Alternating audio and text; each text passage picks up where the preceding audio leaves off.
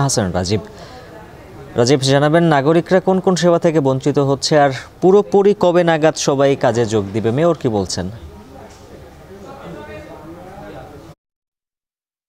উজ্জ্বল, সাতক্ষীরা পৌরসভার কার্যক্রম কিন্তু এখন অনেকটাই স্বাভাবিক। তবে এখানে মূলত কাউন্সিলররা যে তাদের যে নির্দিষ্ট ওয়ার্ড রয়েছে, ওয়ার্ডগুলোতে যে সমস্ত নাগরিক সেবা দিয়ে থাকেন সেগুলো কিন্তু ব্যাহত হচ্ছে। মূলত পৌরসভার কার্যক্রম কিন্তু স্বাভাবিক রয়েছে। এখানকার পৌরসভার যে সমস্ত নাগরিকের সেবা নিতে আসেন তাদের সাথে আমরা কথা বলেছি। তারা মূলত যে সমস্যা সেটি সবচেয়ে বেশি পড়ছেন সেটি হচ্ছে নাগরিকত্ব সার্টিফিকেট এবং এখানকার যে ওয়ারিশ কাম সার্টিফিকেট, এই দুটো সার্টিফিকেটের সমস্যা সবচেয়ে বেশি পড়ছেন। তবে পৌরসভা থেকে বাদবাকি যে সেবা রয়েছে, ময়লা পরিষ্কার, পানি সরবরাহ, একই সাথে সড়ক বাতি, ডাস্টবিন, ড্রেন, সে সমস্ত সংস্কার, সেই সমস্ত কার্যক্রম কিন্তু সম্পূর্ণ চালু রয়েছে। শুধুমাত্র কিছু ক্ষেত্রে কিছুটা সমস্যা হচ্ছে।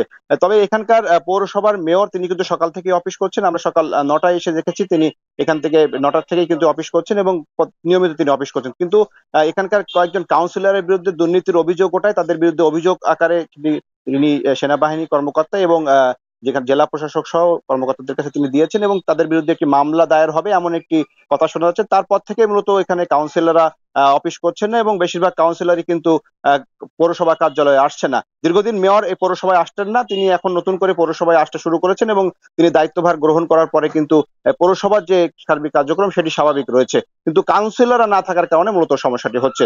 এখানে পৌরসভার যে বাদবাকি কার্যক্রমগুলো আমরা দেখেছি, পানি সরবরাহ কিন্তু স্বাভাবিক রয়েছে, একই সাথে সড়ক বাতি মেরামত, ড্রেন পরিষ্কার করা, ডাস্টবিনের যে সমস্ত ময়লা সেগুলো অপসারণ করার ক্ষেত্রেও কিন্তু কর্মীরা কাজ করছেন। একই সাথে পৌরসভার অভ্যন্তরীণ ট্রেড লাইসেন্স সেবা সহ লাইসেন্স যে সমস্ত সেবা রয়েছে এবং ভবন নির্মাণের যে নকশা অনুমোদন এই সমস্ত কার্যক্রম কিন্তু পৌরসভায় চালু রয়েছে।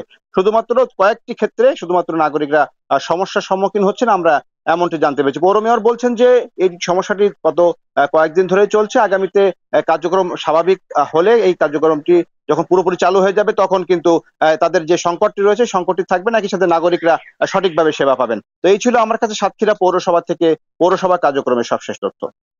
আহসান রাজীব যুক্ত ছিলেন সাতক্ষীরা থেকে। এখন